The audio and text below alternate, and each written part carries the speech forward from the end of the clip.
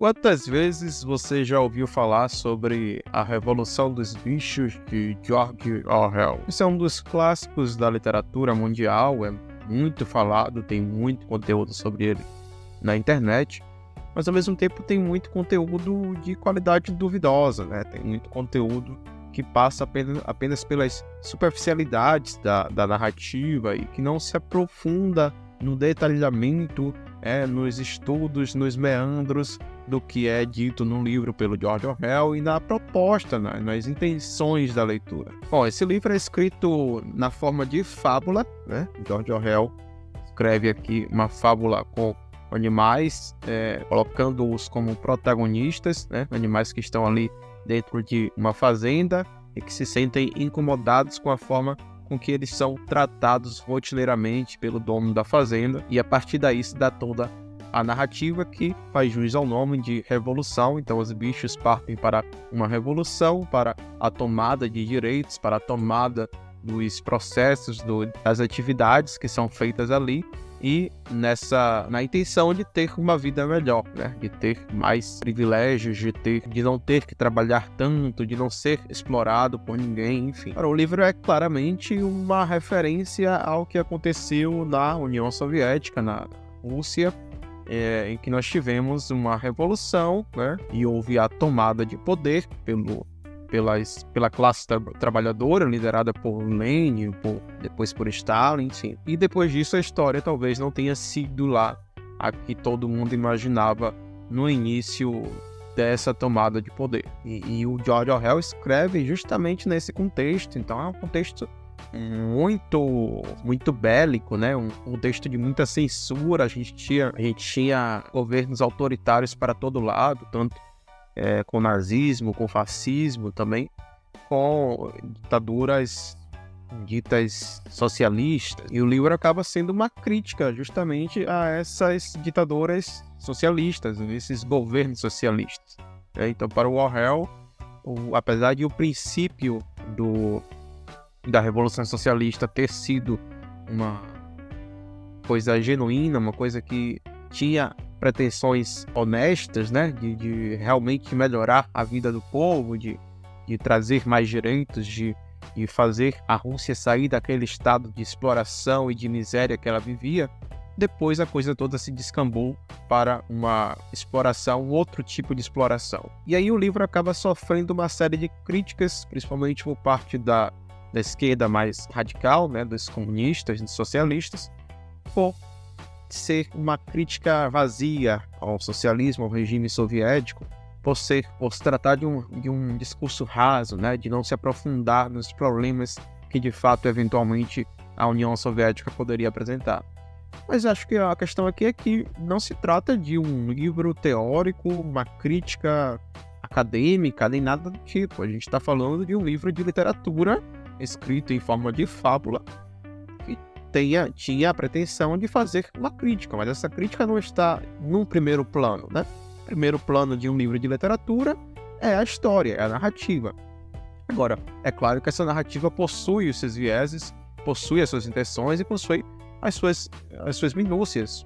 Isso pode ser colocado, claro, na mesa, isso pode ser discutido, mas você não pode restringir o valor do livro, o valor da leitura apenas a essas críticas e a profundidade dessas críticas. Então, de novo, se você pretende criticar governo ou uma forma de poder ou qualquer camada social, qualquer ferramenta social, você precisa entrar numa academia e fazer isso de forma séria, de forma não ficcional, né? Precisa tratar disso em um centro de pesquisa, em um laboratório, enfim, que parecia não ser a intenção do Orwell. Ele estava escrevendo literatura, ele estava escrevendo um livro de ficção, e aproveitou para fazer uma história que simulasse ali de forma muito abrangente, né? Sem mergulhar nos principais problemas, sem mergulhar nas idiosincrasias, nas especificidades, fazer essa crítica aproveitando a história que ele estava contando. E aí surgem outras críticas de que ele teria sido pago pelo governo dos Estados Unidos para falar mal da União Soviética. Não vem ao caso, né? Ainda que isso seja verdade, isso não tira nem põe na nossa crítica literária. A gente está criticando um livro de literatura. De novo, a gente está criticando uma pesquisa científica, a gente não está criticando um tratado acadêmico, a gente está criticando uma história, uma narrativa e os meandros dessa narrativa. Então, pouco importa quais foram as reais intenções dele, se ele estava apenas fazendo uma crítica genuína, pessoal dele, ou se ele estava sendo pago para fazer essa crítica em forma de literatura. Isso não muda a qualidade do livro. Então, no fim, acho que a gente tem que chegar em um meio termo, né? Primeiro, entender que isso aqui é um livro de literatura, que isso aqui é um livro de ficção, e que ele não se restringe à crítica ao governo soviético, seja lá quais forem as suas opiniões, você pode concordar com o que aconteceu na União Soviética, você pode discordar, você pode achar que existem ônus e bônus, que existem coisas boas e coisas ruins, enfim, não importa a sua posição, você pode muito bem aproveitar dessa leitura, deixando de lado a sua paixão, o seu anseio de concordar ou discordar das críticas do autor. Porque eu acho que é um livro que merece ser lido e que tem muita coisa proveitosa, né? Para além dessa crítica ao evento histórico de fato. Você pode tirar daqui boas lições, boas reflexões, nem que seja para discordar do que é colocado e pensar camadas sociais, né? Pensar como se dá esse comportamento social, essas insurreições, essas revoluções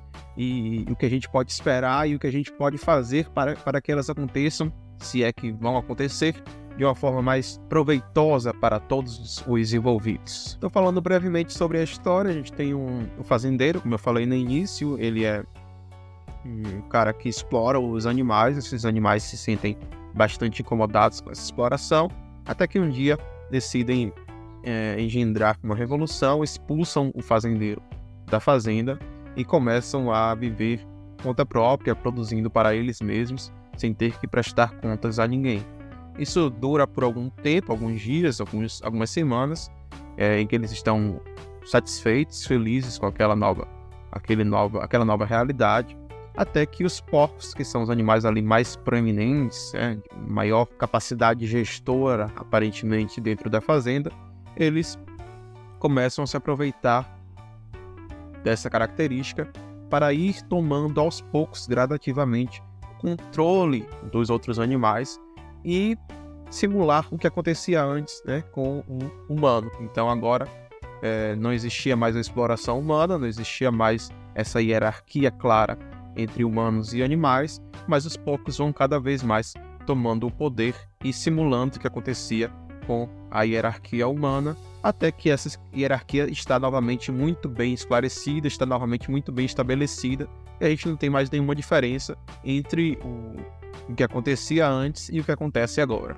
É isso, eu acho que a gente pode finalizar com a convicção de que é uma leitura relevante, uma leitura que tem qualidades, uma leitura que pode te apresentar uma série de reflexões e que ela tem também críticas embutidas que você pode ou não concordar, mas que isso não invalida a leitura e que isso não é suficiente para classificá-la como uma péssima literatura ou como uma ótima literatura. Não, essas críticas fazem parte do livro, fazem parte da experiência de aproveitamento do que está escrito, mas não são tudo. Bom, é o que temos para hoje. Eu espero que vocês tenham gostado do vídeo. Se gostaram, deixem aí o curtir, comentários, compartilhem e nós nos vemos no próximo vídeo. Até mais.